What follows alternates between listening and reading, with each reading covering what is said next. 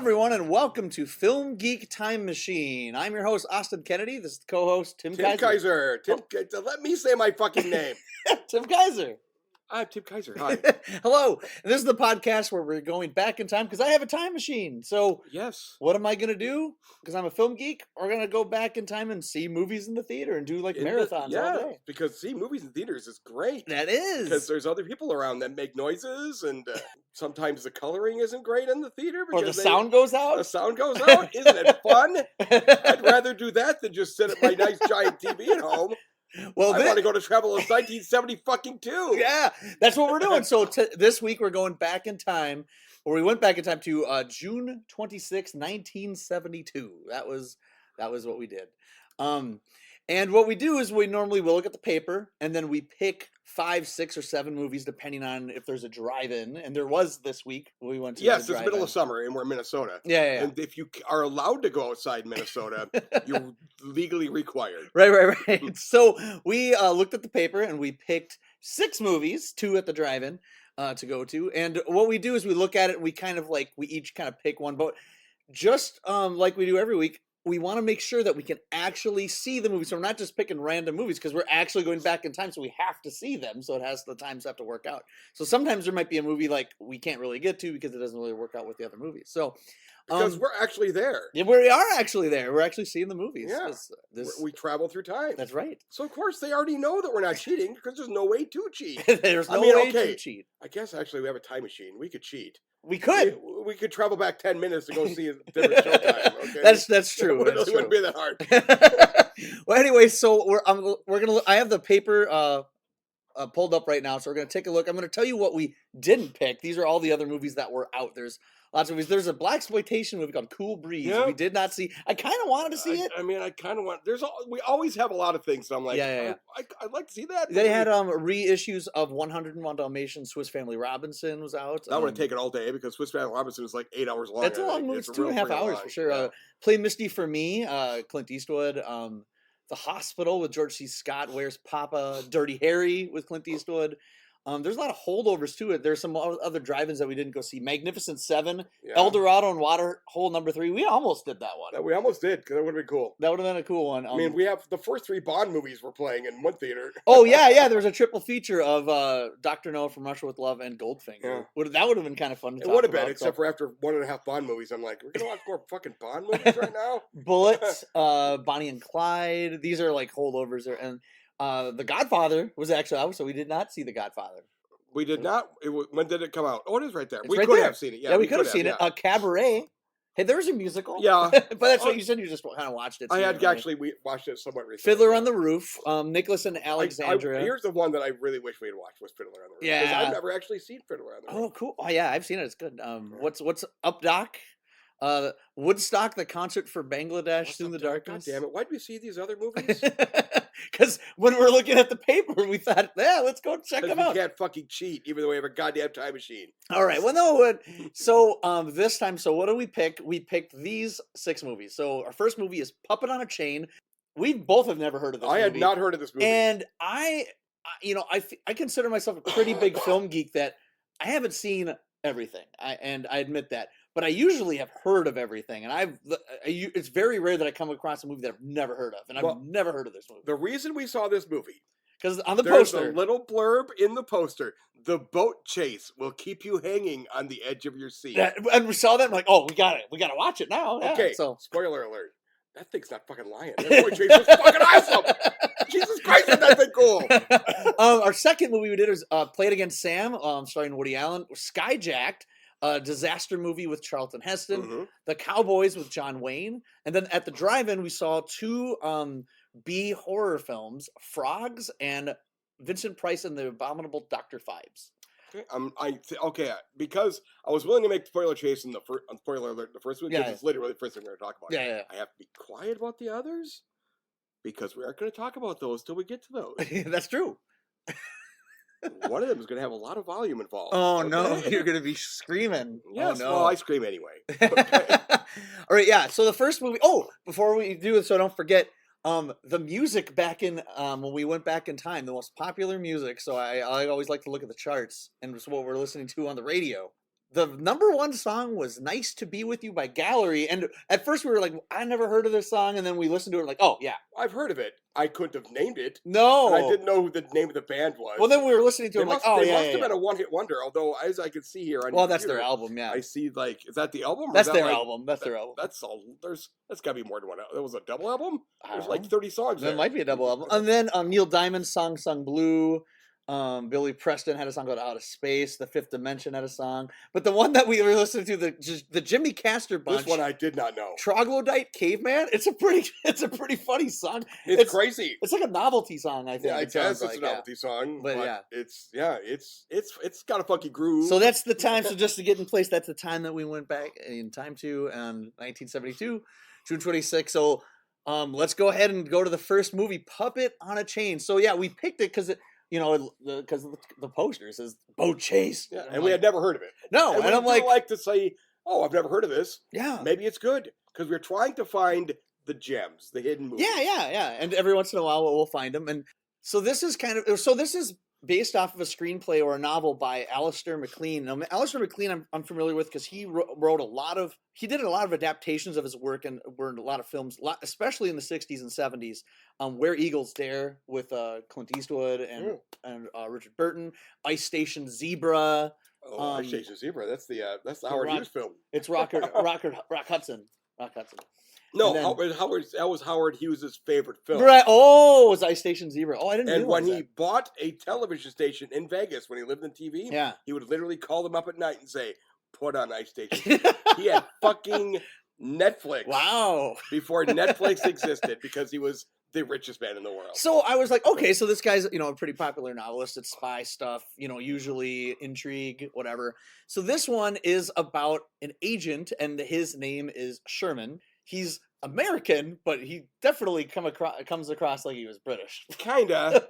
For sure. Kinda. But yeah, he works for America. But it takes place in England. So I guess they don't really say where he works for, what thing, even though he obviously has what CIA, I would call FBI, whatever, a license to kill. Yeah, for sure. Because he kills a number of people.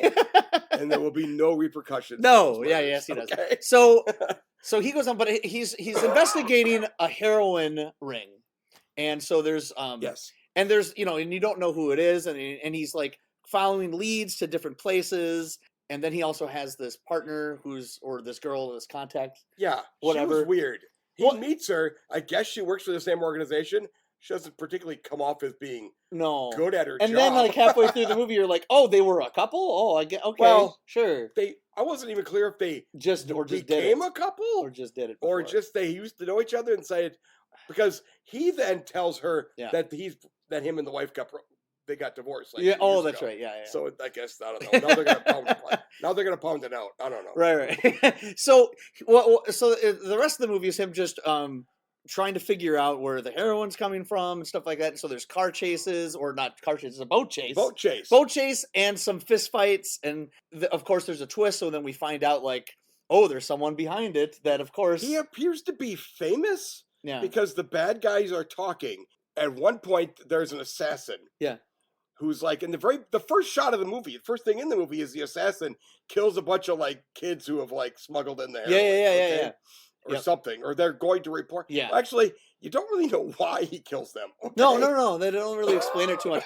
I will say this: that was pretty much the first or second shot of the movie. It's a one-take shot. Yeah. Kind of like in a fisheye lens, where the camera follows the assassin out of his car into the house, and then and it kind of goes different corridors and stuff of the house, and then he shoots these three people. He pulls out a gun, put on a silencer, bang, bang, bang, and it's in really it was kind of stylish. It looked cool. Fuck, this movie might not suck. Yeah. So I thought that was really neat, and I thought and then he kills a guy in the airport. Next scene. Right, and nobody chases him. That was a full weird airport. Okay, that was a little weird, I thought. So I'll say this about the movie: so Puppet on a Chain, it has some interesting set pieces as far as action's concerned. The spy stuff is good.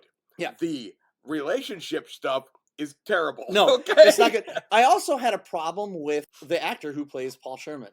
Sven Benti Taub. Oh, that's the most American name I've ever heard of. No, so he is Swedish actor. But so he's the blondest guy I've ever seen. I'll tell you that. I thought, for me, in order for the film to work, it really has to have an engaging character, and he was not engaging. He wasn't super.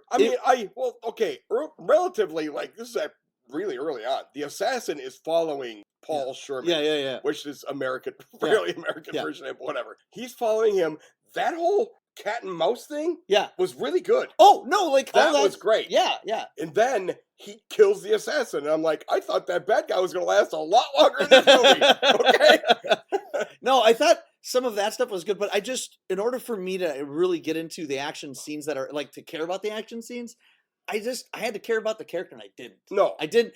And I don't think, and I don't know, I've never seen him in anything else, and he's not a bad actor, but he was just really... he wasn't that appealing of an actor. He wasn't really engaging.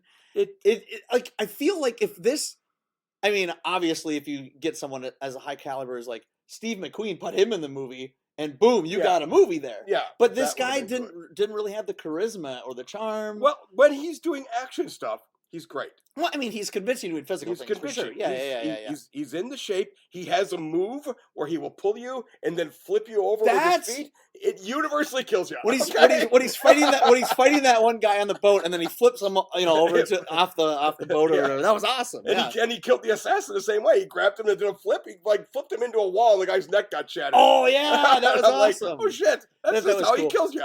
So my favorite performance, actually, of the movie, I believe it's Vladek Shabal. And he played that priest guy. And he ends up being kind of the villain of the movie. Yeah. He was awesome. I loved his face. Like, he was such a cool actor. And I liked him in the movie. So anytime he was on the screen, and you didn't know he was a bad guy at first, but you see his face, and like, oh, that guy, he's a priest? Yeah, that guy. He's like working with Paul, that guy. And the moment you see him, like, oh, that bad guy's working with him. Okay. That bad guy is trying to fool the hero. Yeah. And he does. Yeah. But not. Because at the end, there's some stuff, and I'm like, oh, apparently he knew the whole time. But I thought he did a really good job, and the movie does not hold back as being dark. Like, they kill the girl. They kill her, and actually her death scene is heartbreaking. Yeah. They have her. Yeah. And she's like terrified. And then he says, everything's going to be okay. Yeah. And then he pulls out a chain and wraps it around her neck. And I'm like, what the fuck's happening? The next shot, you see her hanging. You see her feet. Okay. The next shot, you see her feet hanging. Yeah, that was she realizes cool. It's actually not going to be okay. And she gets scared. The final finale, I thought, not the boat chase, but the final finale in that warehouse too, I thought was kind of neat too. Yeah. There's some neat stuff when because he gets shot in that. Yeah. Sherman does. Yeah. And then he has to do some quick first aid of anything, which I'm like, I'm okay with that because he just got shot and he could barely move after this. Right. But the bad guy death was great with that chain. Yeah. Puppet on a chain. Yeah, that was cool. Is that where it fucking comes from? That must. Oh, Jesus Christ. I didn't even realize that till now. Well, also, too, so we'll talk about the boat chase. The boat chase, the whole movie, I'm like, when's the boat chase? When's the boat chase? All I did. So I was cheering, boat chase is here! We're like checking or watching the movie in the theater. We're like, where is it? And it's like, yeah, there's only like 20 minutes left. Okay, there it is. And it comes in. It's a good 10-minute boat chase, too. Yeah, it's good. And I think it's directed by a different person. It's Don Sharp. It says Don Sharp did the boat sequence. It says that like that's the first credit at the end of the movie. Yeah. The boat chase directed by Don Sharp. And I'm like, who the fuck's Don Sharp? Yeah.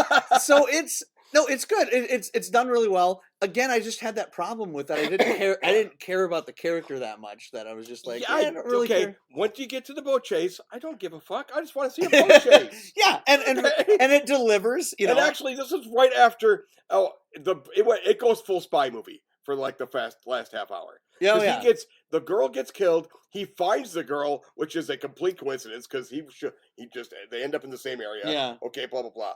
Oh yeah. There's okay. Oh, that one torture scene when they capture him. Yeah. And then they put the sound thing on him. That's my headphones. Yeah. They put the sound thing on him. And he's like, no one can withstand this. And he cranks it, and you can hear it get loud, and then it cuts, and it's all headphones. For the most part, totally quiet. For the most part, the movie was kind of taking place in the real world, and then it turns into like full Bond. Well, he does that, and then the bad guy leaves when he's at that. And I'm like, holy shit, this is full Bond movie. I did like it when the Sherman was just like, the guy was telling him like the evil plot, and he didn't care. He was just saying, "I'm gonna kill you." Oh yeah, and then he I'm said going more, to kill you. and then he said it again. "I'm gonna kill you." He He's kept like saying he's it over doing and over again. the full villain monologue, and he just he could not care less. You know? All he's going to do is kill that guy. It's funny because in a boat chase. So as I'm talking about it, I feel like I like it more than I actually did. Because I'm like, oh man, this sounds awesome. But I'm like, in reality, I actually didn't like it that much. I wish I did, because there was some really neat stuff in the movie. I think the main really came down to me, and there was some also weird stuff with like putting like the hippies in there, and that felt really the hippies, dumb. But they didn't belittle the hippies. No, the hippies were heroin addicts. Yeah, is what they were. If anybody showed up and they were a hippie or they looked like they might be a heroin addict, they're a heroin addict. Heroin and marijuana are the only drugs that exist in this movie. Right. They're the only ones in this movie's universe. Marijuana will turn you into a heroin addict in this universe. I will say the music was good. Tell you that. Too. The music was fun. Because it has that funky, it just got the opening theme song is great. Yeah. Yeah, no, it was cool. So, so let's talk about it, baby. I don't know. I'm thinking, as I'm talking, I kind of want to give it, because I was going to give it a 2. I was already a 3-star guy. Really, you liked it that much? I was like, well, I know there's downtime, but when there is spy things going on, cat and mouse action, the boat chase. The boat chase is a full star. Okay, the boat chase, I loved it. I was sitting there like, holy shit! How have I never heard of this? How have I not heard memes that involve this boat and so chase? the boat chase starts off kind of like in the ocean. It's the middle of the ocean. But then it goes into the canals in Amsterdam. Oh, yeah. They're in Amsterdam cool. there. And he escapes from the death trap. Yeah. Of course he does. The bad guy has gotten on a boat. This one bad guy. Yeah. He's just a minion. Okay. And then he gets in his own boat that he got to the castle with. A castle with an actual fucking drawbridge, by the way. And he's like chasing after him. And the bad guy hears it and he turns around, he sees him.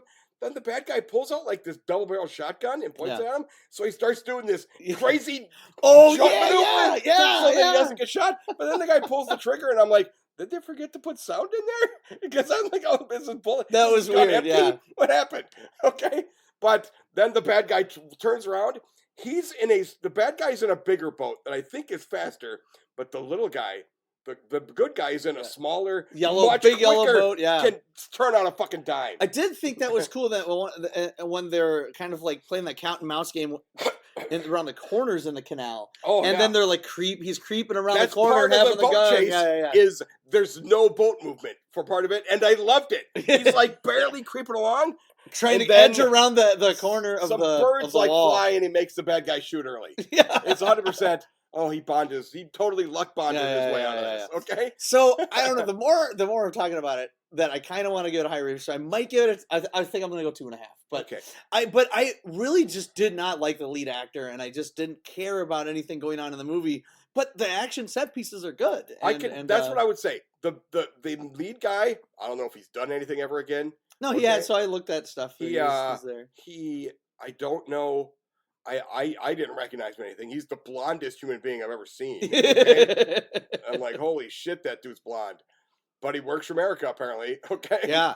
Yeah. When there is spy stuff, when he's investigating things, it's cool. Yeah. When the bad guys are being bad guys, it's cool. There is a girl in here who has a doll, and she's been brain damaged by heroin use. And then at the end, it's revealed she's been taking all the time. She's dead a minute after that. I'm like, what the fuck did that do? Okay, that was dumb. Agreed. But then there's a boat chase, and I'm like, I always forgiven. Okay, boat chase. I love you so much. And it's you can go watch it. It's on. I think it's on YouTube. You can just look up the boat chases on YouTube. You watch the boat chase, right? Boat chase on YouTube. But there's some neat shots and stuff in the movie. The boat chase works better because it's right after the girl got murdered, and he is really pissed. Okay. And that stuff where he's saying, "I'm going to kill you," does add to the boat chase. It does, because I'm like, because he's going after him. He's going after him, and I'm like, he's going to. And it ends with a big explosion, and he ends up because he he didn't make the gap, I guess. Whatever. Okay. Boom. It ended, and then it goes to the next. So scene, apparently, I was doing some research on this, and this boat chase influenced the Live and Let Die boat chase. Well, that's because it's better than The Live and Let Die. I think it is too. Yeah, for sure. All right, so that's Puppet on a Chain. So kind of a surprise. I mean, it's a surprise because I never heard of it before. Yeah. I wish it would. I wish the rest of the film would have lived up. It feels like it's the third movie in a series of movies. But the film, yeah. So I don't think the plot isn't good enough to warrant those good action scenes, and that's the plot. It's a heroin thing. It's not. Yeah. This is they're trying to be a Bond movie. If it was, but the bad guy is literally just a drug dealer. Yeah. Okay. So if he isn't trying to take over the world, he's trying to blow up the moon. Okay. I just wish it had a better plot to warrant the cool action in the movie. Yes. So that's my issue with it. That's why initially I was going to give it a 2, but talking about how awesome the other stuff is, I'll give it a 2.5. So it's not a terrible movie by any means. At the end of this, I already had it in my head. I'm like, this is a 3-star action flick from 72. 72, yeah. Which I think originally, so it came out in London in 70, and I think probably released theatrically in 71, but it didn't come to Minneapolis until when we go back in time, we go back in time to Minneapolis. So yes. So he works for the U.S., but it came out in London. It's a British film, possibly. It is a British film. Yeah. Why does he work for America? Just fucking make him another MI6 guy, okay? Our next movie that we saw was Woody Allen in Play It Again, Sam. I was going to say Woody Allen's, but he did not direct it. No. He wrote it. It was directed by Herbert Ross, who he's done a lot of stuff actually. So he did Steel Magnolias back in 89, and there's some good movies that he's done, Herbert Ross. So I was, I'm like, well, that's not a bad director to do it. And at this point, I think Woody Allen has directed 2 or 3 movies because he did Take the Money and Run, Bananas, and I don't know if Everything You Always Want to Know About Sex But We're Afraid to Ask came out before or after this, but it came out this year, 72. And I've seen all those, and so I don't know where you stand on Woody Allen as the artist, but I'm a fan. I actually really like Woody Allen. He's actually one of my favorite filmmakers. I've only seen this. Well, you haven't seen too many of his movies. I haven't seen it. I've seen a couple of them. You seen Annie Hall? I don't think I've seen Annie Hall. I might have seen Annie Hall. So Annie Hall is one of my favorite movies. Manhattan's one of my. I've fucking seen. Manhattan's one of my favorite movies. I actually seen really Manhattan. like. Yeah. I actually really like. I've seen Manhattan Murder. Manhattan Murder Mystery's good. Yeah, that's a different one. That was good. That one I've seen. And then of course he directs movies that he's not in too, like Bullets Over Broadway. What was it? God, there's the one where the guy in the movie comes out of the movie. Purple Rose of Cairo. There we go. That's a great movie. I loved that movie. That's a good movie. I loved that movie in the 80s. Here's the thing. Yeah. If I had ever seen this movie, I never would have seen another fucking movie of his. Yeah. Because I have never hated anything this is the one in my entire fucking life. This is the worst movie in the history of the fucking world. I told you. I'm going to tell you. I'm going to fucking tell you. Right fucking now. Okay? Yeah. There's another movie in this series that we have seen. Another in our show, in the podcast. Let It Ride? That I've said is bad. Let It Ride. That's a fucking 4-star movie. This movie is so fucking terrible. It starts right out where he's so sad for himself. Yeah. I'm sad. We're supposed to fucking like him? He's the most unlikable human being I have ever fucking seen. So, hold on. Let me talk about what the movie is first. It was funny. This is the one I knew you were gonna hate. So I knew. It's my worst. It's my most hated movie. I knew you were gonna like it ever. So I'm just gonna get it out of the way too. So you're not worried. I didn't like it either. So I thought you had seen this before. I've never seen this. Oh. So for some reason I thought you had seen it. No. And that's why I wanted to watch it. That's why I picked this because I've never seen it and I like Woody Allen. Okay. So I was actually really looking forward to it, and I was definitely let down. I didn't hate it like you did, but I was really let down by this movie. 10 minutes in, I'm like, if they don't fucking fix something, and they didn't, it somehow got worse. No, I knew you were gonna hate it. So this movie is, in a nutshell, Woody Allen is a character who gets divorced, and now he's just supposed to feel sad for him. I'm the worst human being in the world, but my wife left me. Yeah, because you suck. Yeah. So he has 2 friends played by Tony Roberts and Diane Keaton. They're called morons because they're friends of his. Right. Okay? And so what they do. So I'm still laughing at your tie rat. That was really funny. So, I thought you were going to hit me for a second. No, I'm not. If Woody Allen was here, I'd hit him. I mean, I'd be hitting an old man. I was wondering why. I was wondering why that you were so quiet after this movie was done. You were like, didn't say anything for like 30 minutes after the movie theater. I was just like, are you okay, Tim? So I had a feeling you hated it. Anyways, so he's trying to, and the rest of the movie is just a series of antics of him of being set up with different women, and then he ends up, oh, maybe I like Diane Keaton, of course, but she's married to Tony Roberts, and then Diane Keaton's like, oh, I like you, and then they have a brief little affair, but then it ends Casablanca style of him like, nope, go with Tony Roberts instead. And so the idea of the movie is Woody Allen's character, Alan, he is obsessed with Casablanca. I actually really liked the opening credit sequence when he was watching Casablanca. I actually thought that was really well done. I mean, he was watching it, but he's like sitting there and he's so engrossed in it. Yeah. And I'm like, okay, he's a big fan of this thing. Yeah. But then there's like a fake Humphrey Bogart that shows up. Yeah. And Humphrey so this Bogart, is his conscience. He's trying to like figure out how to be man enough because his wife has left him. Yeah. Humphrey Bogart starts telling him that he should hit women. And I'm like, I'm going to fucking hate this. I can't imagine right. what the fuck just happened. Right. Well, the guy that played him was, I don't really know him too much. Jerry Lacey is Humphrey Bogart. As far as being Humphrey Bogart, he did a pretty good job. I was fine. I actually, in the beginning, I thought they were going to do a better job of like making him be more in the shadows. Now, and then a couple of times they're like, oh, he's right fucking there. I can tell that's not Humphrey Bogart. Right. Well, I don't know if you've ever seen the Christian Slater movie, True Romance. Yes, in that movie, he has a conscience, and it's Elvis, and it's played by Val Kilmer.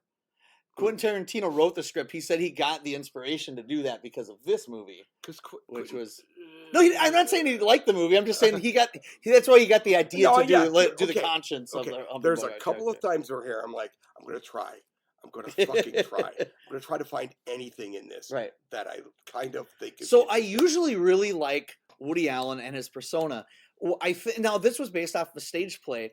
The problem for me is, it feels like a stage play, and I don't think it adapted particularly well, and not in a charming way. Because sometimes you're like, oh, this feels like a play. Like when I saw Hateful Eight, oh, it's kind of like a play, but this was like a play, but it felt really stagey, and the dialogue just felt to service the next one-liner. And there are so many terrible one-liners, right? And usually, so like.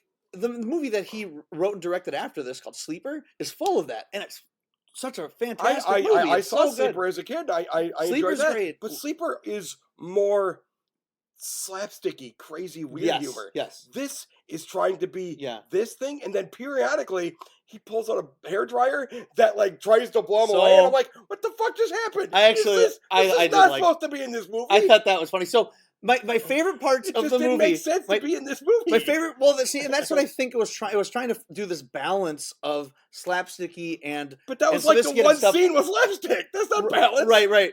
So he did this better. He does it better later on with Annie Hall, where he mixes everything. You can see that a lot of this is his early stuff, where he's his fourth wall breaking thing, where he talks to us. Yeah. But in this, it doesn't work because sometimes he says things and you could tell it's just in his head. Yeah. And other times I'm like, that person's right there and they're obviously listening. Yeah. Okay. yeah. So that's where the play stuff doesn't really work too well.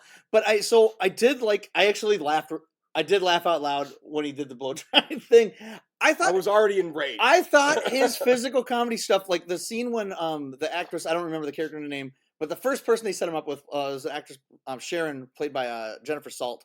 And the scene when they're at the apartment and he's like dropping everything and pulling like records out of their sleeve and it's flying. That was funny to me. I was laughing at the slapstick. I was already so mad I couldn't. So I thought that stuff was really funny. But this is where the part where I knew you were going to be enraged. So about midway through the movie, is this the part where they make jokes about a girl who gets kidnapped, raped, and probably murdered by bikers? But what if she likes it? Remember, Diane Keaton would like bring that up, and it was just gonna like fucking run you over with a fucking car. Yeah, Woody Allen. I am like, it was.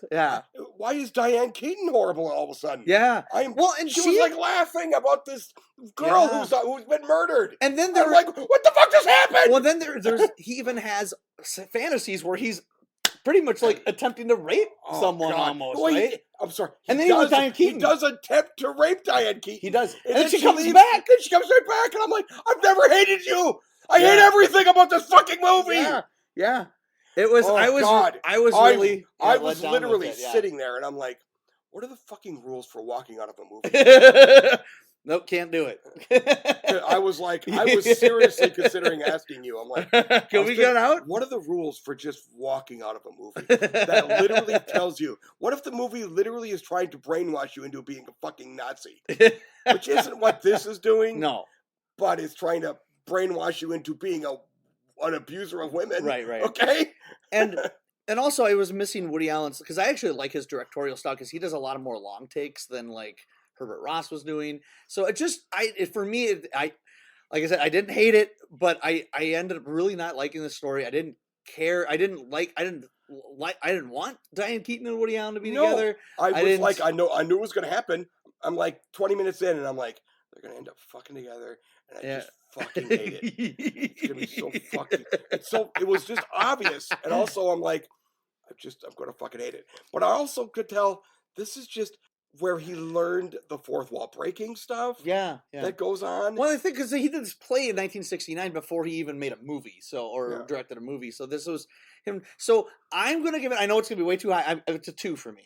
Oh no, 0. I know it's 0 for you, but it was 2 for me because I did like some of his slapstick stuff, and I laughed out loud. More or less, it was usually in the first half of the movie. It was the second half that I was just kind of like, ah. So I was really disappointed by this as a diehard Woody Allen fan, because I would consider myself a diehard Woody Allen fan. It's 2. I was disappointed. So and it's a critically acclaimed film. I checked 97% on Rotten Tomatoes. Yeah, fucking hell. So I tried. Yeah. There's at one point where him and Diane Keaton are like going to get together, or whatever, which was already fucking driving me crazy. Yeah. But his imaginary ex-wife, which is also like an imaginary person who intrudes on him. Yeah. Because he's you do know he is schizophrenic. Okay. He hears voices and sees people. Humphrey Bogart's his best friend. She shows up and shoots the imaginary Humphrey Bogart. Oh yeah. And I'm like, oh shit. That was actually interesting. And then you know what happened next scene? Humphrey Bogart's back, and I'm like, not interesting anymore. You don't even keep a fucking cannon in your head, you loser. Okay? If that had actually killed the Humphrey Bogart character, and because Humphrey Bogart's character is dead, he actually becomes mildly a better person. He doesn't actually become a better person. He doesn't want to get caught. In it, you're supposed to think, oh, he's going to make sure this affair doesn't happen, because they shouldn't be together. No, it's because he's afraid to get caught. Yeah. That's the reason he doesn't want the affair to happen. That's not because he's a good person. No. It's because he's a double bad person. Okay? Yeah, he really, out of all, because, like, his future movies after this, like, I liked all of his characters. Like, Albie Singer and Annie Hall's great. But, this character was really not very likable. Don't like him. No, you don't. The character of Alan? Mm-hmm. Alan. You don't like him. Yeah. It just named his fucking character Alan. And it's spelled I'm just gonna name your character Kennedy. Okay? Is that fine? That's fine. Let's do stupid. it. All right, play it against episode. Our next one is probably going to seem like Gone with the Wind. Kaiser Sose, by the way. Ooh, fucking dumb. No, that's okay. That movie. I've never seen that movie. You want to know why? Because I lived through fucking hell with that fucking last name. Okay? I should see it, though. Kaiser. Oh, I didn't even see that. Tim Kaiser. Kaiser Sose, duh. Yeah. Sir, I lived through it for fucking 12 fucking years it's so good. of daily bullshit. It is a very, very good occasion. Anyways, next movie's going to seem like Gone with the Wind to you. So here we go. It does. Oh, my God. I didn't expect to like this movie at all, but it's so much not. It didn't make me want to kill everybody. Yeah, Skyjacked. So Skyjacked. So we saw the trailer or the poster or whatever, and it looks, you see like this, if you look up the poster if you're watching this, it is a cool graphic of like this, I don't know what you would call that, but it's like a repeated image of like a airplane There's overlap. No stock footage of airplanes in this. No, I was going to mention that. I was like, there's fucking airplane porn in this movie. Yeah. There's tons of it. Yeah. Every time they show that fucking plane, it's like, it is not stock footage. So this is a disaster movie. And disaster movies at this point were just starting to become all the rage. In the 70s, it was a subgenre that was just huge. And skyjackings happened once a week. Okay? The 70s and 60s were nuts with skyjacking. So Airport came out in 1970, was nominated for Best Picture. You have Poseidon Adventure that came out in 72. I don't know if it was before or after this. I haven't seen that in forever. Yeah, I remember liking it. I should. So can we travel to that sometime? Yeah, we could. Let's do it. Earthquake, Towering Inferno. But then you get some crazy like Beyond the Poseidon Adventure and The Swarm, Avalanche. The Swarm. Does that count? Yeah, the swarm. Does frogs count? I don't know about that. So, so this, you know, and this one takes place on a plane, and it's going to Minneapolis. The flight. I'm like, Yeah. hey, Minneapolis. So that's the second airplane movie that involves Because Minneapolis. airport's in Minneapolis. And Well, Millennium that we saw. Yeah. Airplanes in Minneapolis. Or airports in Minneapolis. Oh, really? Yeah. Oh, wow. Okay. But Millennium's in. But here's the thing: in both Millennium and in Skyjacked, they're on their way to Minneapolis, and neither of them actually land in the Minneapolis airport. Okay, that's right. This one, it's there is a routine flight, and Charlton Heston's the flight on it, and then someone discovers a message written in lipstick on the mirror that says "bomb on plane." You go to Anchorage, Alaska, and all Anchorage, Alaska, or die, or die, or pretty death, much. I think it says, so they're trying to figure out who it is, and just like every, which I'm like, there's one. Oh, you know, there's like one bathroom. Yeah, I'm like, you could see whoever went in the bathroom. It's got to be somebody went there. There's got to be like 2 people. Yeah, and one of them is Susan Day. Okay, who's from the Partridge Family and L.A. Law. So this is another thing. When you watch movies from the early 70s, you see so many people. And I'm like, I know that person. I know that person. I know that person. There's Rosie Greer. Yeah. So they're like, but then the movie introduced, like most disaster movies, they have the standard cast of characters. You got the married couple. You got this person. You got the jazz guy played by Roosevelt Gary Brown. He was cool. I liked him. Yeah.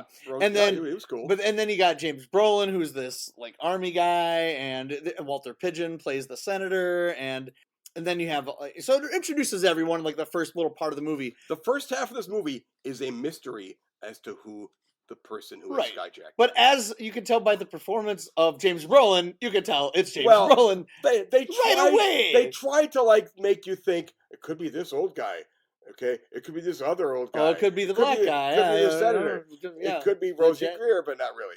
No. But it's probably this guy. Yeah. And I actually found it to be a pleasant surprise when it was the guy we all thought it was going to be. Rosie Greer. Because I'm like, sometimes they try to throw like all these curves at you, and it's actually one of the curves, and I'm like, no, it's just that guy who's obviously crazy. Yeah, they do try to do some red herrings, but it doesn't really, didn't really go. So then the second half of the movie is then they're trying to figure out a way to appease him or stop him. It's or tense. There's some tense shit in that second half of the movie. I would say so. Yeah, this movie did surprise me. I did not expect to like it as much. I don't think it 100% works. And I'll go into a little bit why. There's the love story. Oh there's the flashbacky love story shit, which is the love theme from the Skyjack shows up. It's so fucking awful. It is not good. It's so terrible. No. I don't even know what the hell it is. It's like the captain and co-pilot are in a love triangle that the co-pilot doesn't actually know he's in a love triangle. Yeah. So it's one of the flight attendants and but then you got Charlton Heston. It was they used to be in love. Yeah. And with Angela, who was the head stewardess. Yeah, they would show flashbacks. I'm like, when does this take place? Is this a recent or is this the distant past?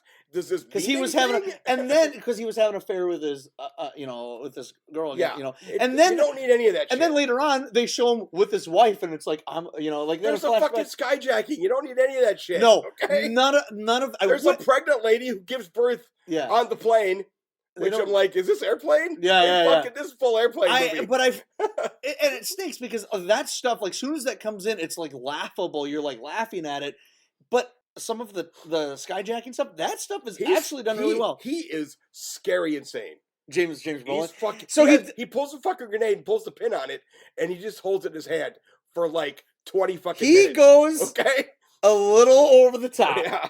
His performance. A little like but he's kind of supposed to be. But he really goes he does go subdued psycho mass murderer. Yeah, but I just maybe just dialed it up a little bit. But anyway, go crazier. That's what I say. But that scene when he kind of reveals himself and he starts just higher, like he's fighting off everybody. There's flashbacks that we see of his. That was where weird he's like getting a medal, but I don't think they're real. They're just like fantasies he's having. Because later on he has a fantasy where the Soviets are going to give him a medal. Yeah, because he's defect. Because he's going to defect. Lots of little pieces of lead is what the Soviets. Because he's going to defect. That's his plan to eventually go to Moscow and defect over there or whatever. That's some tense stuff. Yeah, because they're making he makes them land in Anchorage, and then he says fill this thing up. We're going to Moscow.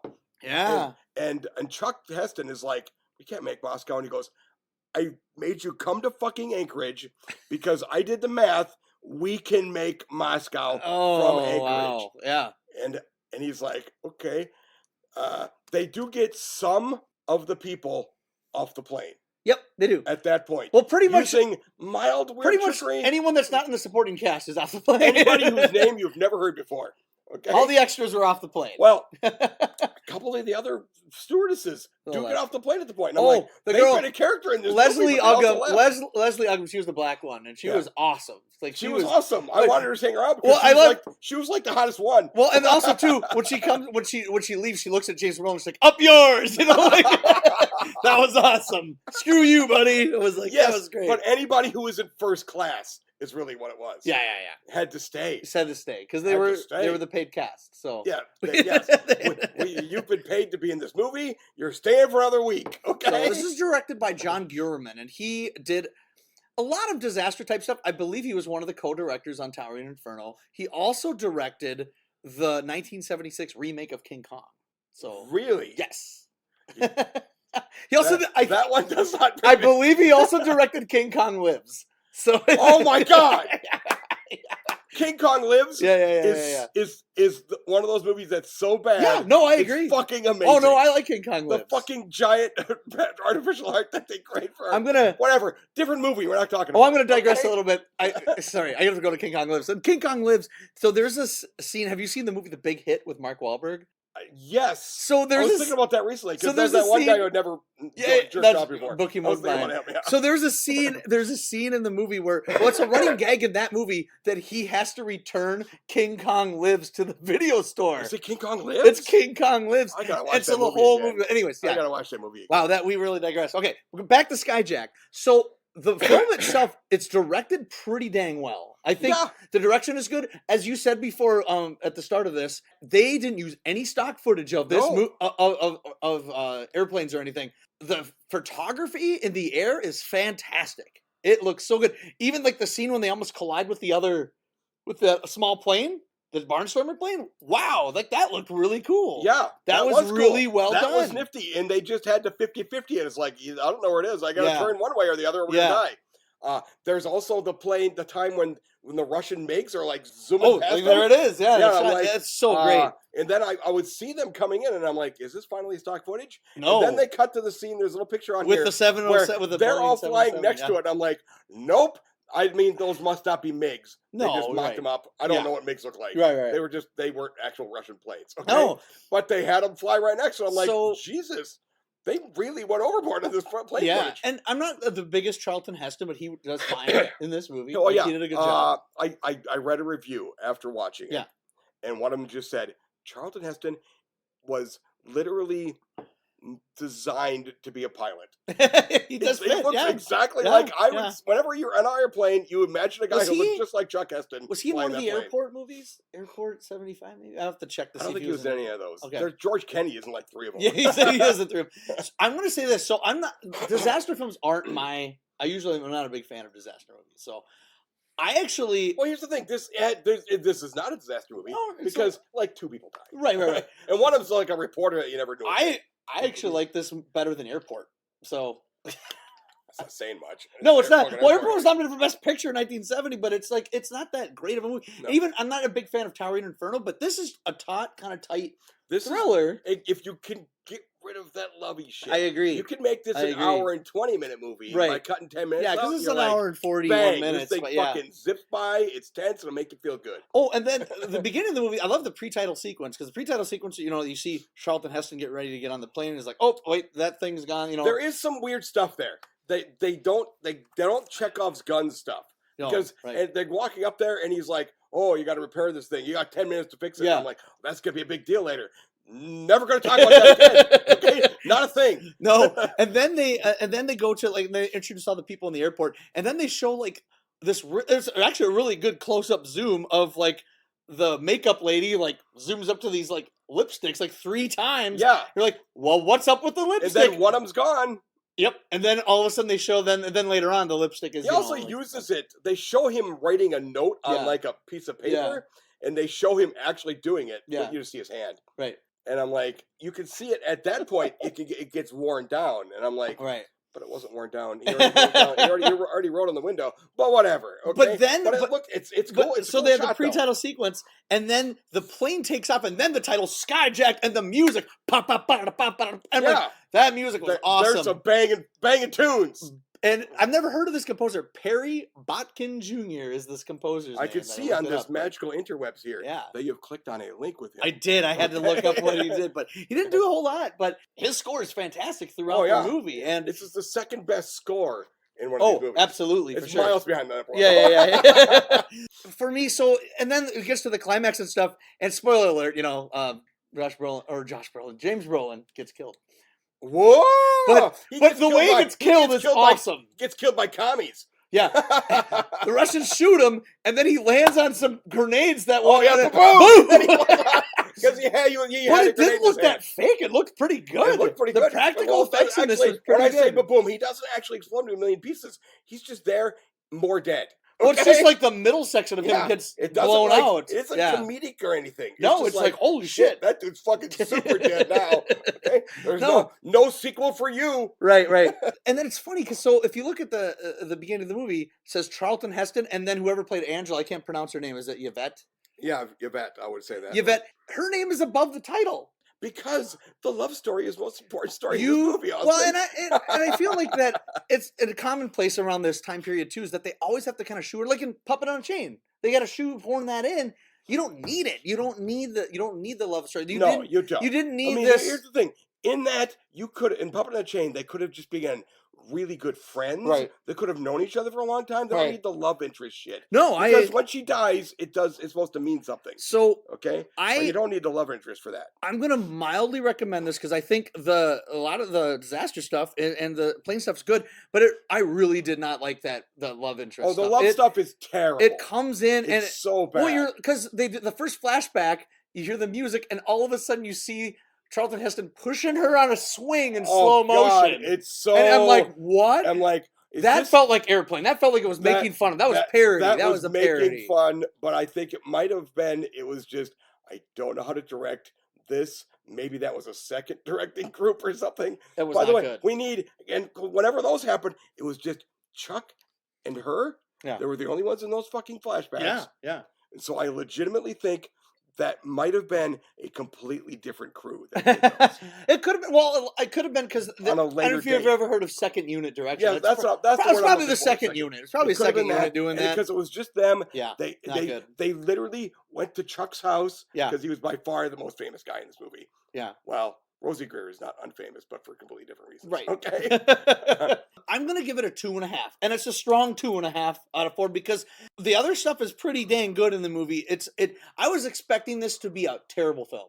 To be honest, I was expecting this to be comedically horrible. Right, and it wasn't. And I'm like, it wasn't. 10 minutes in, and I'm like, this was pretty fucking good. No, it's not bad. That love interest shit happens. So I'm like, spiraled, and then it goes back to the plane, and I'm like, it's pretty good again. Yeah. So it is absolutely watchable. Yeah, it is. It's just you can literally, whenever it flashbacks, you can go to the bathroom real quick. Okay. And that'll work just fine. Okay. Yeah. So that was Skyjacked. Next one we have is The Cowboys. So this is interesting, because this is directed by Mark Rydell, 1972, and it came out. You've never seen this.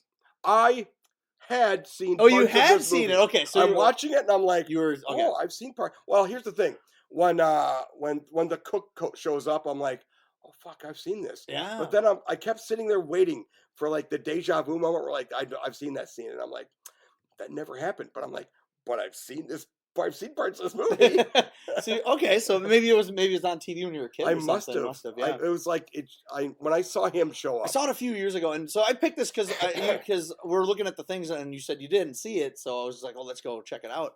So what's interesting about this? So John Wayne at this point was, obviously he only made movies till 1976.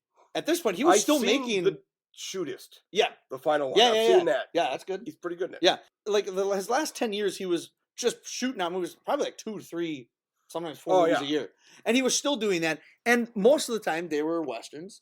at this time, at this point, and you could kind of get a sense when we're at the theater of like audiences are so used to this by now. It's just like it's almost like they're taking John Wayne movies for granted. It's like, oh, it's Big Jake again. It's It's just, Cahill again. yeah. It's this. So it's another. And I've seen a lot of those from that period, and they all kind of run together.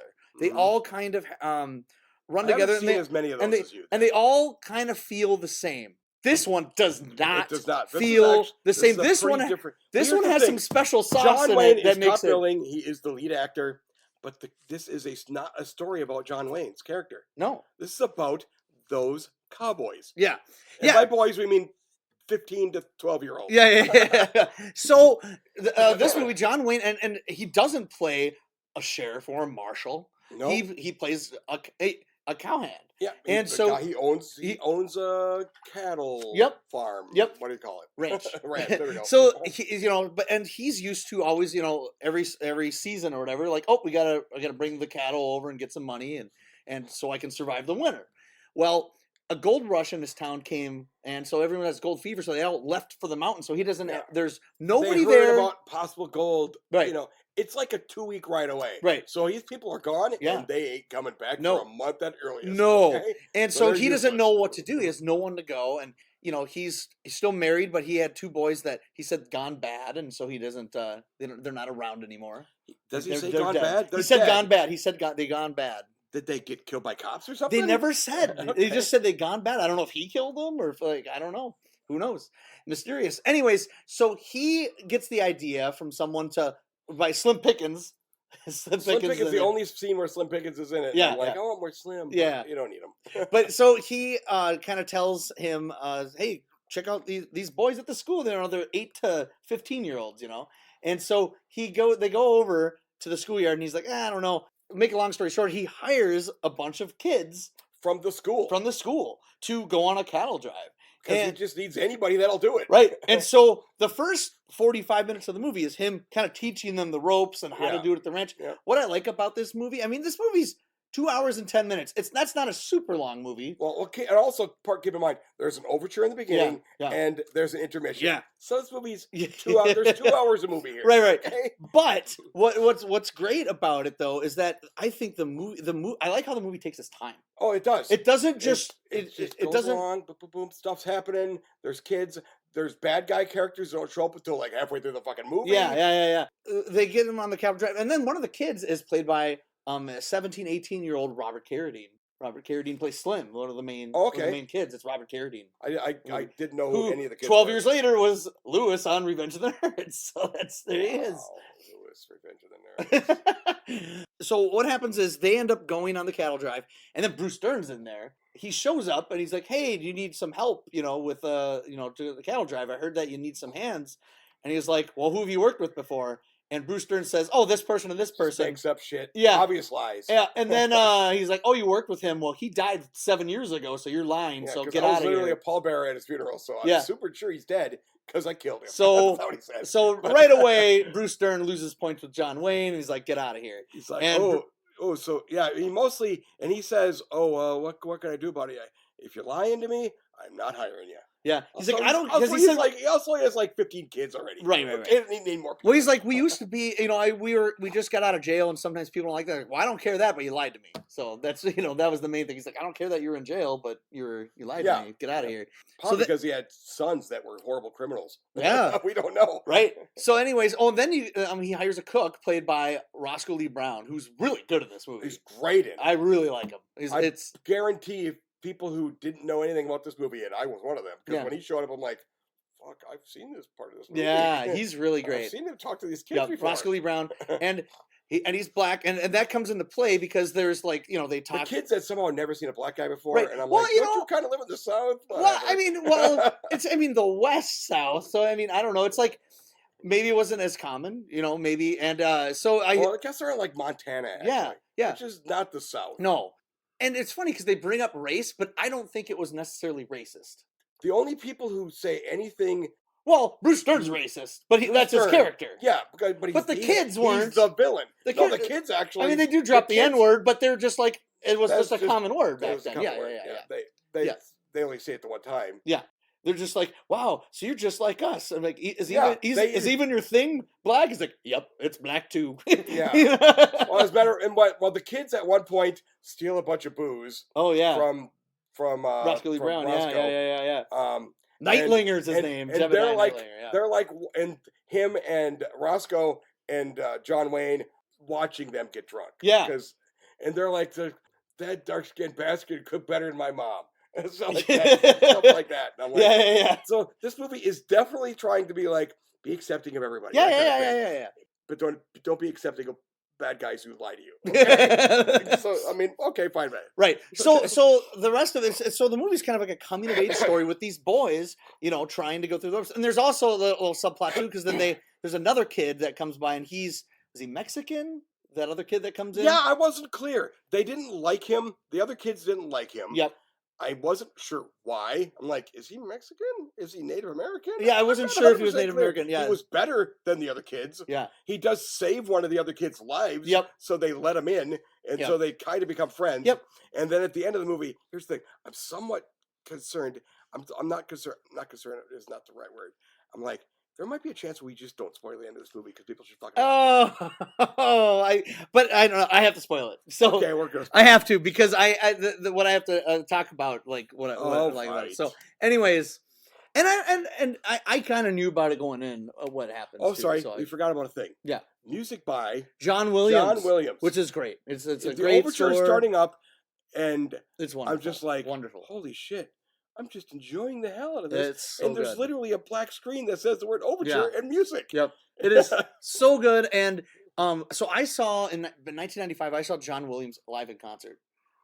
That was the first thing he did was the theme from really? The overture of the Cowboys. But it didn't start with Star Wars. Nope. Right into the Cowboys. It was awesome. So, that's cool. Yeah. Then what happens is later on, because it's like this coming of age story, but then towards the end, or to the second third of the movie, or last third of the film, is Bruce Dern's. They show up. Third act of the they've film. They've been kind of tracking him down, and their intention is to steal the herd for themselves. It's not just Bruce Dern, and when Bruce Dern showed up originally, it was him and like 3 guys. But he has like 15 dudes. Yeah, okay? at least.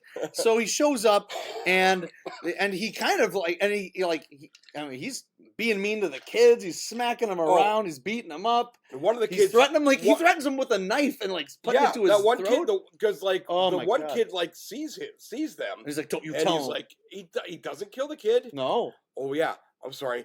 Really crazy thing happens in this movie. One of the kids dies. Oh yeah, that's during a stampede. Yeah. Not killed by the bad guys. No, just killed during the job. Yeah, and I'm like, holy shit! They killed one of the kids. Well, that's why I thought this movie was really brave, and just it was just really showing what these kids had to go through.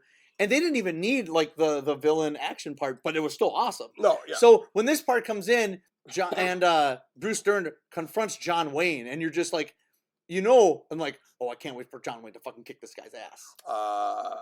John Wayne does not kick that guy's ass. John Wayne does not live so through it's this funny. movie. So Okay. I want to know, Had you not seen this movie before? No. So no, I have. Oh, okay. But I'm just saying the first, when I saw it for the first time, I was just like, oh, he's gonna, and I couldn't believe how far that they took this, because imagine, and then when this movie came out, it actually, the audience, it got critically good reviews, but the audience did not like it because of the ending, because they're so used to seeing John Wayne be John Wayne. But here's the thing. And that's what I liked about this. The end of this has John Wayne, all the bad guys are there. They're like, he's surrounded by them. Yeah. And he's completely being total badass John Wayne guy. Absolutely. Just straight up get shot in the back. Okay? Yep. Yeah, Bruce Dern. Numerous times, okay? Yeah. He does not live through this movie. No. Then Bruce Dern and his thugs just take the entire fucking herd of stuff. And you're just like, alive. Yeah. And you're just like, the last 20 of this movie is those kids kill all of them. Oh my God. This ending is so, usually when you go see a John Wayne movie, I bet you most of the people that came to this, or saw the movie in the theater with us when we saw it, were like, we're going to see a John Wayne movie, we're going to see him get the bad guys. The poster right there, it says John Wayne and the Cowboys. So everyone's just like, that's it. We're going to watch this. And imagine the shock that everyone must have felt, like, what the fuck just happened? The main star is dead? Yeah. They killed him? There's still a half an hour left in the movie? First they killed one of the kids. Yeah. Then they killed John Wayne. Okay? Right. But what's so great about it, so they're like, they bury John Wayne. And they're like, okay. And then Roscoe Lee Brown's like, okay, everybody, we're heading back home. He promised me I have to take you home. Oh, and when John Wayne's on his deathbed and he's just like, I'm proud of each and every single one of you. And I'm like, holy cow. Like, that was such a great scene, great moment. Now, what the kids do, like, just before they leave, like, now! And they tie up Roscoe Lee Brown. Yep. They go to And Roscoe 100% knows this is only happening because they're going to go because the kids are going to go. Well, and then what the thing is, they grab all the guns from because he took all the guns because they were packing before they went on the trip. Well, when the murder happened, the cook Roscoe Lee Brown was not there. No, he wasn't. The thing he was in, his wagon. His wagon wheel. Had lost a wheel and he had to repair it. Yeah. So there was like a whole day where he wasn't with them, which is when the murder and all that shit happened. Yeah. And so he shows up, and so that's why he's still alive, because he totally would have been killed. Yeah, oh, absolutely. And both being the only other adult and a black guy. Yeah. Oh, absolutely. Two reasons they would have killed him. So they get all the guns, and then Roscoe Lee Brown like, what are you gonna do? And just Robert Carradine as Slim looks at him. He's like, we're gonna finish the job. And I got goosebumps. I'm like, holy shit, they're gonna finish it up. Let's fucking do this. Cool, man. And it's really good. So seeing these like 10 to 15-year-olds shooting the guys, and they are so committed, you buy it. Oh, like, yeah. Because those kids are good at guerrilla warfare. Movie, well, this movie really could have been like, it could have been a laughable scene with seeing these kids do that. It's pretty believable, and I buy in that they did this. I bought that this happened, and they trick a few of them and just kill them one at a time. Oh, it's great. But then they kill the rest of them in a big shootout. well, what's great too is that Roscoe says, "Okay, untie me, I'll help you." And that scene though, when he confronts Bruce Dern and they string up Roscoe Lee Brown, that is a terrifying. It's terrifying, and Roscoe's just like, if you're gonna hang me, I need to make peace with my God. Yeah. And so he starts making like a prayer, and he goes, I want to be forgiven for all the people I've killed and all the men I'm about to kill. and Bruce Dern's like, what? And then boom, the kids start showing up. Oh, it's so great. And the way when Bruce Dern dies in the movie, oh God, his death is awesome. It's so great because and it's so satisfying. Like, again, I got goosebumps, but and you can't think of a more satisfying way, because the whole movie, or this whole last act, the kids are they want to get revenge for John Wayne, because this person that they've grown to love. Yep. You know, and so this also John Wayne. The whole movie is like a character, like a metaphor for him, like being a better father, or something too, to these kids, which is great. But anyways, when Bruce Dern, like he gets his leg broken because the horse falls on top of him, and then he's broken real bad, apparently. Right? And then the horse gets up, and he's like, he's like, don't let the horse get up, don't let the horse move, because it's just going to hurt him even more. Yep. So of course they make the horse get up, and they they have a rope tied to his foot, and to his other leg, to the horse. Yeah. And then that kid just pulls out a gun. I really fully expected him to shoot Bruce Dern. Nope. Just shoots it in the air, and that horse takes off. And then just, drags him through the river, and he's screaming dead. bad the whole way. But it was great. But then when they do that, they do this great jump cutting of all the reaction shots of every kid. Oh, yeah. So great. So satisfying. It's so good. Like, bam, bam, bam, bam. We're like, yes, very good. So the direction of this film is really good. Mark Rydell. He went on so pretty. This movie is gorgeous. He directed On Golden Pond. He's a really good. He's a good director. That makes you good, apparently. Yeah, he did The Rose with Bette Midler. Oh, really? Okay. Yeah, Cinderella Liberty he did with James Caan. But so yeah, he's a good director, and he's also an actor too. He's in some other movies. Long Goodbye. He's a bad guy in that movie. He's really bad. I mean, really good at being bad. Anyways, I think the direction is fantastic in this film. It is so good. The action is good. All of the stuff with the cattle is great. John Wayne, I think, so he won 3 years before this for Rooster Cogburn. So he's good in it, but it's like a cartoony performance. His performance is so good in this movie. Oh, yes. John Wayne? Yeah.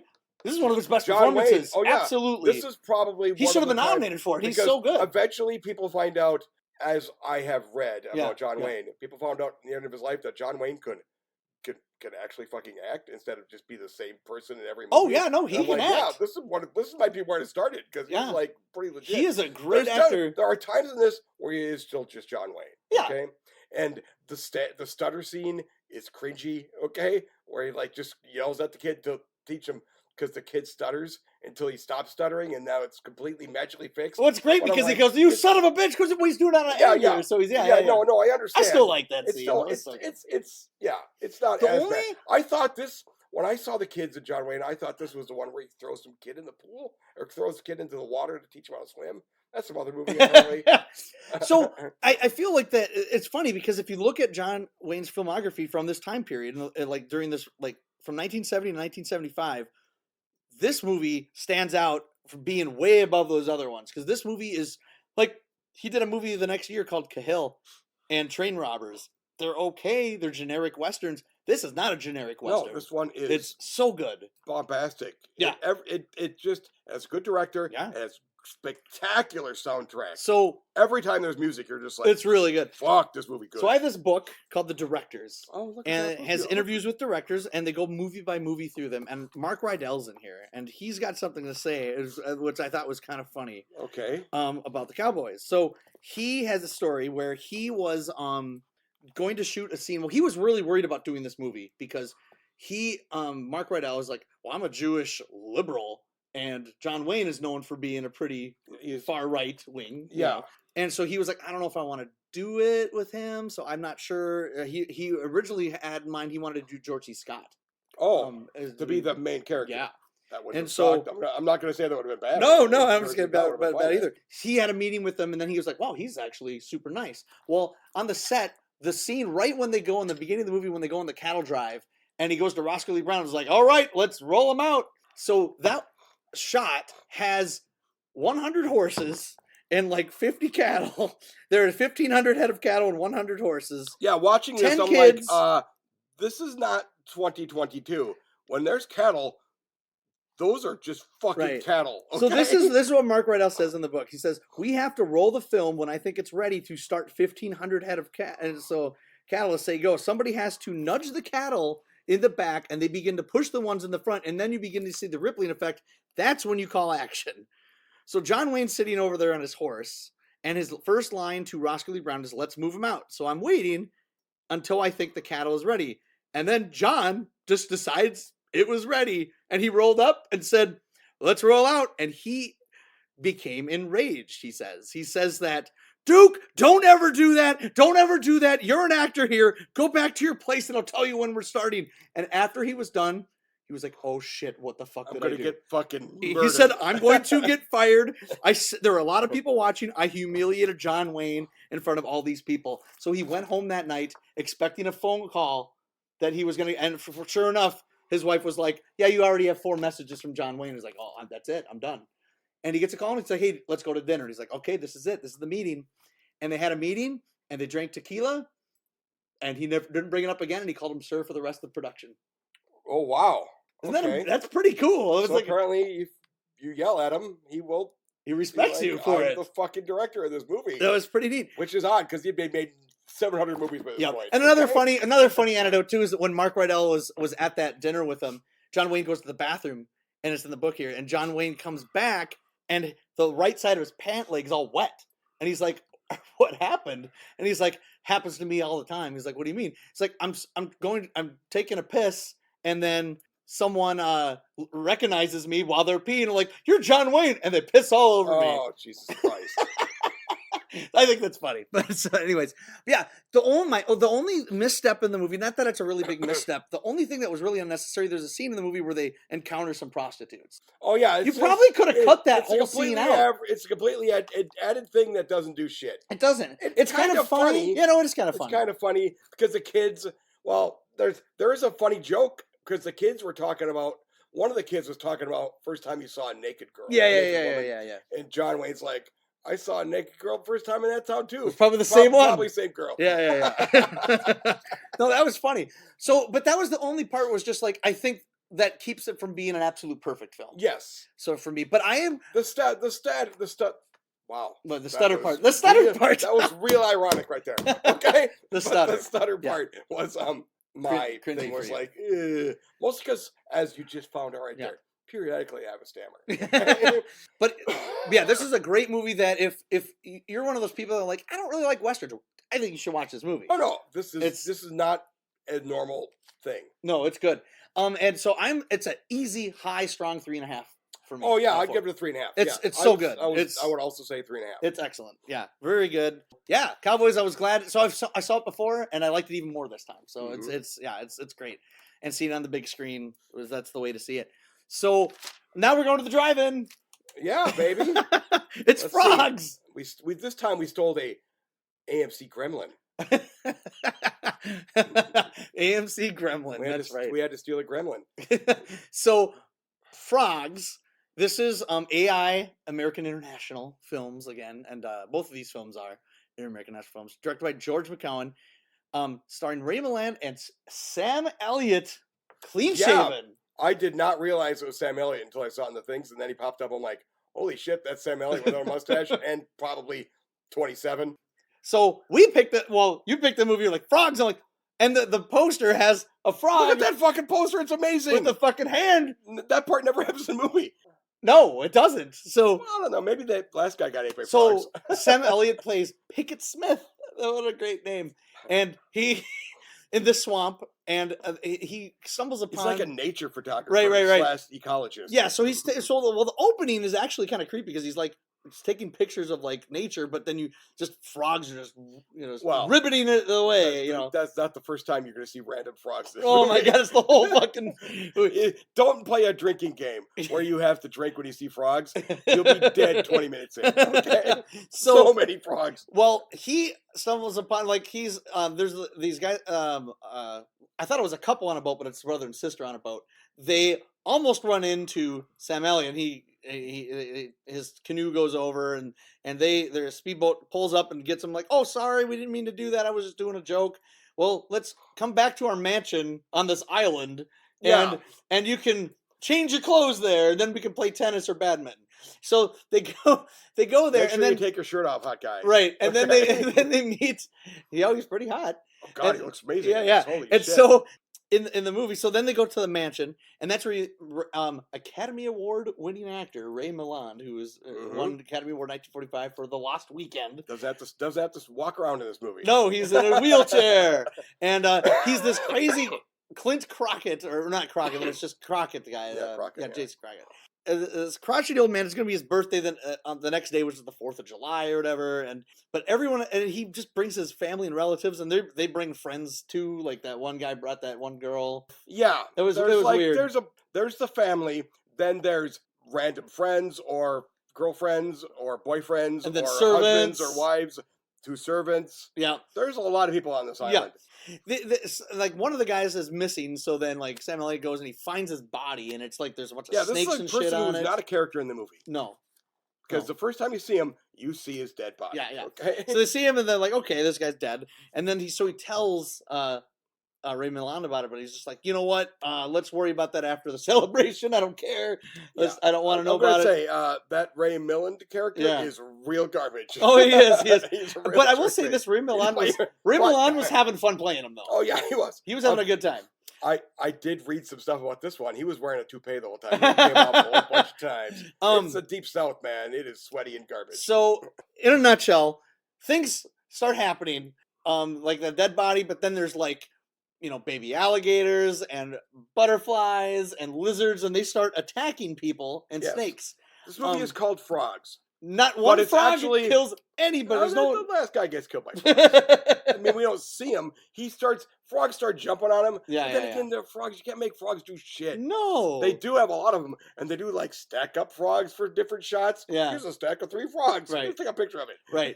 So I will say this. So the movie starts off, the first half hour, 40 minutes of the film, I was like, okay, I'm bored because I'm setting this film up because, okay, you're seeing a movie about frogs. You're not going to go see a movie like this and compare it to like the Cowboys. I'm not expecting it to be the Cowboys. I expected it to be the Cowboys. I wanted to see what the poster is going to deliver. It's like, okay, I want to see a stupid B movie that's going to have a bunch of frogs killing people. This movie does not deliver on its premise. Well, no, first of all, like you said, frogs don't kill people in this. No. This is The Happening. Right. Absolutely. Or nature is fighting back. The first person you actively see get killed is killed by nature. Like literally trees, moss and spiders falling on him. And I'm like, what? This is not. I thought he was going to be killed by frogs. I want a giant One guy monsters. does get killed by a fucking alligator, and I'm like, holy shit. It was shit, really bad. That guy fucking wrestled the alligator. He was, well, and then he was wrestling like a rubber thing. Like, it was just like, whatever. Oh, but there were times where that alligator was right next to him in real life, and I'm like, they used weird camera footage to make this. So the first. Bad. So Sam Elliott in the movie. So Sam, I like Sam Elliott a lot. The reason we all know Sam Elliott is he was in this movie. It got him all his other jobs, right? Because he ended up being a hunky dude in a movie. Yeah. Well, Sam Elliott is I love him anyways. He's one of my favorite character actors. He's great. I hate Sam Elliott. Yeah, he's so good. What are you talking about? Everybody loves that. But Sam Elliott. When you go back and watch something like, oh, this is going to be early work. He's going to be really bad in it. No, he's fucking awesome. So the movie's not good, but Sam Elliott's great. It's funny because he's acting just like he does. He's given the same performance that he would in like one of his big movies. We all love Sam Elliott, but Sam Elliott plays one character. Yeah, the character is Sam Elliott. But it's funny because he'll turn like the worst dialogue into like, oh, that almost sounded witty, or that almost sounded kind of clever. Nobody else does. Everybody else is real terrible. Well, Sam Elliott just knows how to do it, and I did like Ray Milland in the film too. Oh yeah, Ray Milland. I mean, because everyone else was not good. Top. As people get murdered, he just doubles down on like more party. Okay, no, you're not allowed to leave. Nobody can leave. We're celebrating my birthday. All get murdered by alligators. What? Or moss or birds or a bunch of random animals in a greenhouse. Well, I'm gonna somehow mix chemicals so you die. I'm gonna make that was funny. I'm gonna make a guess and say that George McCowan is probably not a horror director, because when it came to the horror stuff, it was not filmed well. No, it was not well directed. It was dull. It was boring.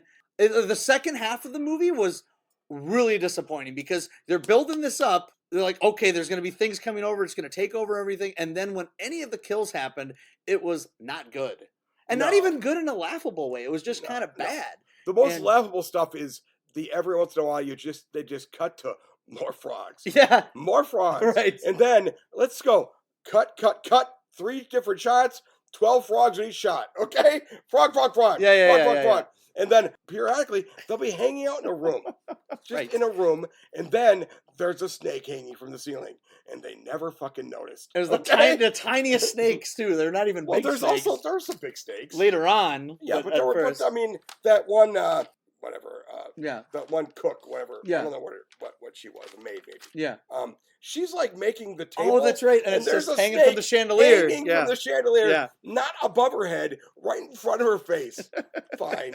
I'm like, is that just a thing that happens so much in the South? You just live with the fact that snakes are around?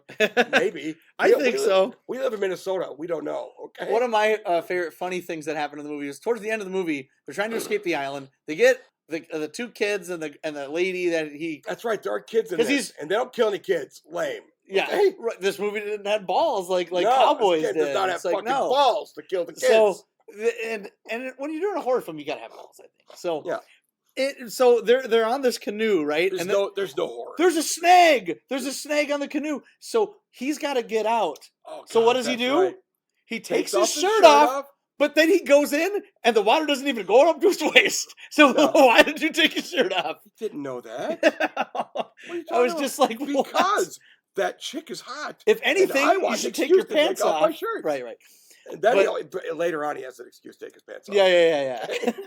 So, apart from Sam Elliott and Ray Milland, there really isn't anything really worthwhile in the film. No, I did not really like the movie. It'll be funny if you're sitting with a bunch of friends. It's on YouTube. Well, sit there and watch. And then if you're going to play a drinking game, you have to take the tiniest micro sip whenever frogs show up. Okay?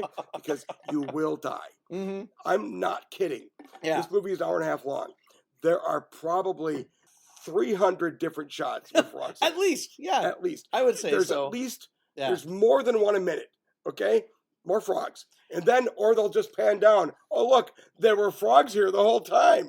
So the point is for me is the film It says, even on the poster, if you are Scream, stay home. Cold green skin against soft warm flesh. No. Frogs. This film does not deliver on its premise. Deliver on scary. And I was really disappointed with it. So it's a 1.5 for me. I'd give it a 1. Yeah, it's not good. But I did like Raylan Malone and Sam Elliott. It's like, Sam Elliott's actually pretty good. The fact that Sam Elliott was in it. And I didn't hate the setup. Like, as it was setting up the film, I'm like, okay, we're setting up the movie, so it's a little slow. It's gonna pick up, and then when it did pick up, it was just not very good. It was like an Ed Wood movie almost. And it's not well made. It's not badly. They use solid cameras. Okay. Yeah. The animals look good. Yeah. They are terrible looking. But I just don't think this director was the right person to do a horror film. So. This has an animated frog at the end. Yeah. None of these movies have animated credits, but this has an animated frog at the end. But that it has like the poster. There's a human hand in the mouth, and then it eats the human hand. Right. No frogs in this are overly big. I mean, they're not small. There's some big. There's frogs. a couple big bullfrogs, right? Yeah, but they're only they're as big as 2 of your hands. They're gonna eat you, right? Okay, single-handedly. This was a letdown, especially when you go to the drive-in. I was expecting the hoot and holler, and I didn't do a whole lot of that. So. Yeah. Next drive-in movie, it was from 1971. So this had you seen this one before? I have seen it. So I've seen it twice before. It's been about 10 or 15 years since I've seen it. Okay. So this is The Abominable Dr. Phibes. Vincent Price. There's a sequel to this? There is. By the same, and I've seen that. He embalmed himself at the end of this movie. Okay. Dr. Phibes Rises again, made the next year, directed by the same guy, Robert Faust. Okay. So this is a British comedy horror film because it's a little dark comedy in there. Yeah. It's intentional. Yeah. So Dr. Phibes, this movie. You're the target audience for this movie. Yeah, I think 100%. so. I am not the target audience. You are a film geek. Yeah. I'm just a guy who wants to yell about movies. Okay. So this movie, So this one, I feel like for a drive-in movie, it delivers where Frogs did not. This delivers what you're promised. Once you're done with Frogs, you're like, okay, I hope this isn't sucky. All the deaths in this are interesting and fun. Oh, I think they're awesome. Yeah. I think it's great. There's no talking in this movie for like 15 fucking minutes because it's all just like ambiance, baby. Ambiance. So, have you seen a lot of Vincent Price films? I've seen a few. So, I like Vincent Price a lot. I think he's a great actor. I love one of my favorite horror films he did in 1973 called Theater of Blood, which is the weird thing about this one though is we'll get into it, because of his weird voice thing that they went with. It's he's supposed to talk different than Vincent Price, and I'm like, I just want Vincent Price talking instead of this thing where I thought it was interesting. Talk like a fucking computer. Well, anyways, okay. So the premise of this movie is that a bunch of like doctors are dying. They're being killed mysteriously. Like one's mysteriously killed by bats. One's mysteriously killed. By the way, in 1929, this is happening. Yeah. Doesn't look like 1929. No. Well, sometimes with the cars and stuff, I guess, but the cars look like 1942. Well, they have a couple Model Ts in there. His car was like a supervillain. Right. Okay. But so Dr. Phibes, it's not a mystery. He's killing all these doctors because his wife died from a surgery by Joseph Cotton plays after the car accident. Yeah, after a car accident. Who caused the car accident? I don't know. He did. Maybe probably because he's a fucking shithead. Okay. So Joseph Cotton did this. But he had other surgeons that were working with him. So he's making sure that he's killing every single person that involves. So 9 of them. Yeah, 9 people died. 9 shelled. 9 people were in that operating room. 9 people killed. 9 people still die. And there were like I don't know, 9 minutes or 6 minutes. Yeah, 6 minutes. We find out at the end. Yeah. So while all these murders are happening, there's an investigator on the case by Peter Jeffrey. I fucking loved him in this movie, Peter Jeffrey. No, he's cool. He is the cop stuff is actually really different. What's great is that there's some comedy in here with Peter Jeffrey. He's like, "Hey, Smith, where are you? Where are you?" And I'm like, "I'm up here." "Oh, so you are." That's right. He's like up there, like looking you up. I'm like, "What the fuck was that?" I mean, there's just little. I mean, it's not like British craziness. It's not like Peter Sellers, Inspector Clouseau humor, but it's subtle humor. It works, and it's pretty funny. That one was not subtle. No, but it's not like super slapsticky. No, but it is British. Yeah. It's British as all. It's British humor for sure. So there's this investigation going on, and then it leads up to finally getting to Joseph Cotton, who's the last one left, and he has something special planned for him. So what's interesting about this movie, so I'm a big Vincent Price fan. He doesn't open his mouth to talk in this movie at all. No. It is like completely... His like jaw moves. Right. So you can see his tongue is doing stuff. It's a silent performance almost. And it's a very different performance than his usual performance, which is why I actually kind of liked it and applaud him for it, because he's a musician, he's an organist, famous organist. And he found a way to use some kind of electrical nodes or whatever to... and then through like a speaker, he has, like, made a hole in his neck. Yeah, and he talks through. And so, he moves his vocal cords around. You could see him like actively moving his neck, which can't be that easy to do. Like as an actor, just be swallowing, chewing gum. I don't know. It was pretty good.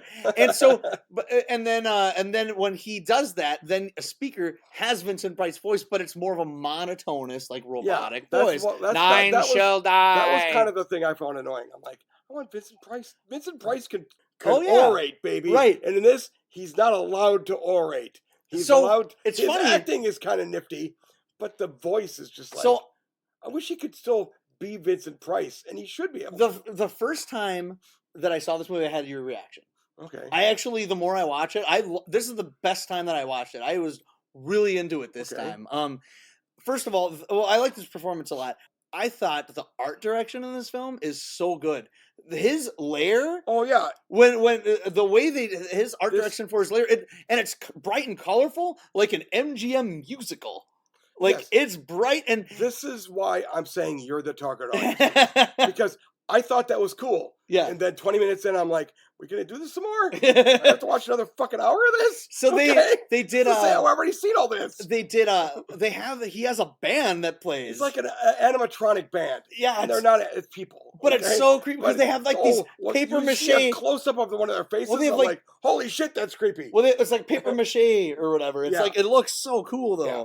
And they play this music, and then he always he's dancing with his like assistant who they don't really explain, like the girl. You know, no idea who she is. She's just there helping out. The attractive girl. They repeatedly call her attractive. Yeah. I'm not wrong about it. No. Okay? So here's the thing. Yeah. In this car accident. Yeah. Did Vincent Price get aged 40 years? Because he does not. It's not an age-appropriate relationship. No. I don't think it was an age-appropriate relationship. But that's not his real face. He made his face because I know. Yes, he had some getting burnt. So later on, like he rips his face off, and you see that. Yeah. It's almost like Darkman, where he's like, he's got a Darkman face, very much. It has a zombie face underneath. Right. So they all thought he was dead. Yeah. Because of this car accident. Yeah. I want to know who caused the car accident. Why isn't he just killing those people? That person. Yeah. Are they already dead? I don't know. Too fucking bad, you bucket baby. Quit killing people who try to actually save people's lives. Well, it's a revenge movie, and all the kills. He is a villain, so that's fine. I think Robert Frost's direction though is also really stylish. There's a lot of cool rack focusing shots. The framing of some of these shots in the movie I think are great. There's a scene in the movie when halfway through the movie when he put a bunch of rats into the airplane, and he's on the ground, and he's like on one side looking with his scope or whatever, and then on the right side through like a sculpture, like a hole in a sculpture, you see in the background his assistant playing the fiddle, and it was just like, it's such an interesting shot that probably took a little bit to set up and get it just right. Like a lot of care went in. This wasn't you are the target audience for this movie. This wasn't just a B movie where they're like, we're gonna set the camera and shoot it. They were being meticulous about how they were setting up their shots. I fully understand. I fully agree.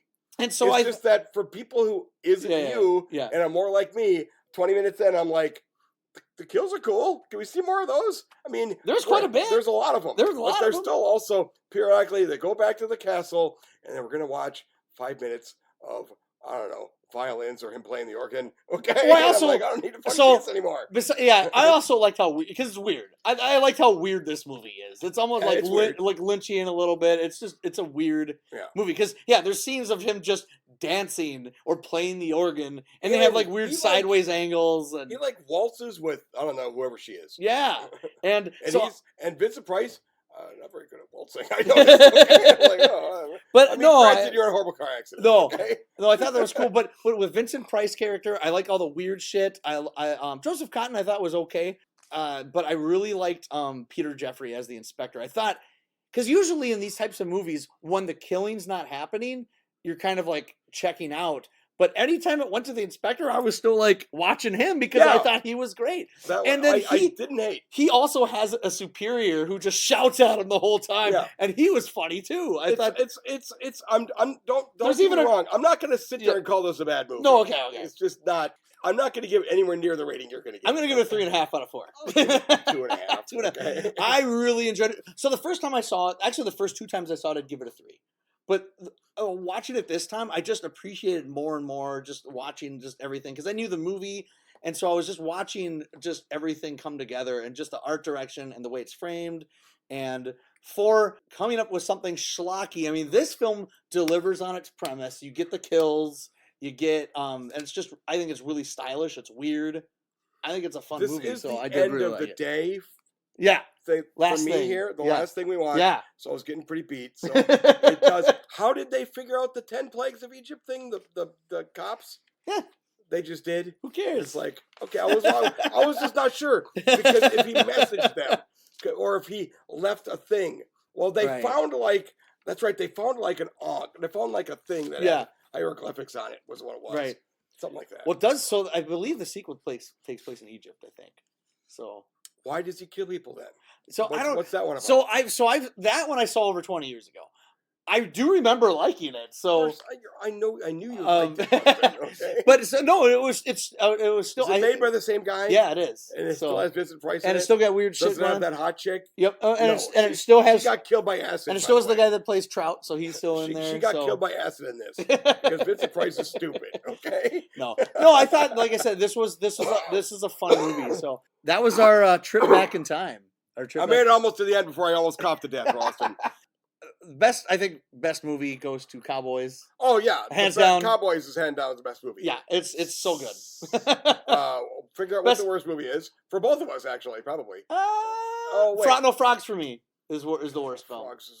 Frogs is the greatest film in the world compared to the fucking Play It Against Sam. Play It Against Sam. No, Frogs doesn't actively say, No, Frogs oh, is the by the worst one way, for me. what you should do is go and kill your friends. I Or will how about say, how about run frogs over with a lawnmower? No, okay. I will say that if I had to pick a biggest surprise, it would be Play It Against Sam because I usually like Woody Allen stuff, and I was really disappointed. So that was my biggest surprise that it was bad. Okay, I guess when I was thinking biggest surprise, I was thinking, you're right. I didn't expect to hate anything in my life as much as that. Right, Biggest positive surprise? Skyjacked. Probably Skyjacked. Yeah. Because Pumper in the Chain, I had at least heard there was a boat chase, and the boat chase it delivers. Yeah, But Skyjacked, I fully expected that to be the worst No, movie we watched. I would And say, it was like third best. but best performance would go to John Wayne for me. I think Best performance of these movies. John Wayne. Probably. It might be Roscoe. Oh, well, that would be supporting, like a supporting. Yeah, you're right. Like, It's yeah, probably- you're I right. like Roscoe too. Yeah, he was really good in that. No, that was good. So Okay, just to be a jerk. Nah, I was going to say Sam Elliott, but no. No. John Wayne's better. yeah, no, he's totally better. Sam Yeah. Elliott is probably better actor in, well, actually, like I said, he kind of just plays Sam Elliott every movie. But John Wayne also just plays John Wayne every movie. Okay? Right, Even in this one, sure, he He does- wasn't a cowboy. He wasn't a soldier. But he was still just John but Wayne. but okay? there was humility in his performance. Yes. and there was something a sadness to his performance where it's not usually in his because usually he's just like kind of more or less a one-dimensional character. Yeah. This one I didn't feel like he was one-dimensional in this one. No, he was cool. He had a wife, Yeah. age-appropriate wife. She was actually really cool. I That's liked her what I character. actually was really pleasant. I'm Her like, character was good. pretty awesome. He actively says he's 60 years old in She's this. like, so am I. Or something something I like know, that. It's just that he says he's 60. Yeah. And so he isn't going to act like I'm only 32 years old, but I'm going to be the 60-year-old guy who's playing a 32-year-old. Yeah. No, I'm an old man playing old man in this movie. Yeah. He probably has to play an old man for the rest of his fucking life for the next 5 years. So he's Right. dead. Yeah, the Cowboys is the one to check out for that one. So yes, that's but about the it. one, like we said, though, Skyjacked? Skyjacked, you know something? if you can go to the bathroom at the right times, that movie's pretty fucking good. Yeah. It's actually not a bad movie. That was a positive surprise for sure. Yeah. Skyjacked would be it. And then, of course, for me, I like the Abominable Dr. Phibes. If you enjoy kind of B movies and weird movies and horror films, I think you'll like it. It's fun. It's a fun movie, and it's a great movie for film nerds. It's a fine movie for me. Yeah. Okay? Yeah. You didn't hate it. I didn't hate it. No. I'm not like gonna go. Says this is playing against Sam all over again. No. It's not that. All right. Well, that's it. Next episode, we already picked the date, and it is 90 something. It's right? February 25th, 1993. That's the middle of the winter again. Yeah. So there we go. Not gonna get a drive-in. Not getting a drive-in. So that's what we're gonna be doing. That's it. Until next time. I'm your host, Austin Kennedy. And I'm Tim Kaiser. Yes. Lover of all things Woody Allen. Until next time, stay geeky. We gotta come up with something, buddy. Okay, we just gotta stay geeky. Stay geeky. Let's see here. Till next time. That's all you gotta say. That's how you end it. Till next time. Till next time. No, you have to say time right. Till next time. It's a time travel show, you stupid jerk. Till next time. Nope, I didn't do it right. Up and at them. Up and at them. Till next time. You put quotes on time. God damn it, you're stupid. All right. Bye, everybody. Until next time. Yeah, better. Not perfect.